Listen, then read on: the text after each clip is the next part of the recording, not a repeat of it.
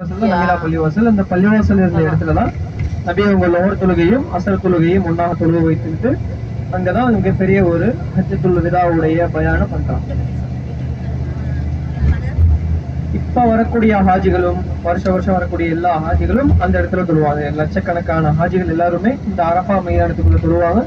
துல்ஹஜ் பிறை 9 அன்று என்ன செய்வாங்க, லோகர் தொழுகையும் அசர் தொழுகையும் 2 ரக்காத்தை சுருக்கி தொழுவாங்க. இந்த இடத்துல தொழுதுட்டு சூரியன் மறைவதற்குள்ள அடுத்த இடம் நம்ம போகக்கூடிய முஸ்தலிஃபா அப்படிங்கிற இடத்துக்கு எல்லா ஹாஜிகளும் போயிடும்.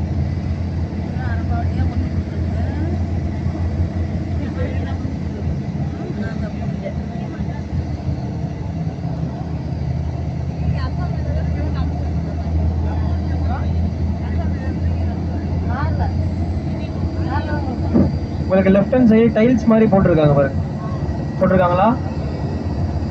நடைபாதை மாதிரி ஒரு டைல்ஸ் மாதிரி ரெட் கலர்ல போட்டிருப்பாங்க. ஆமா.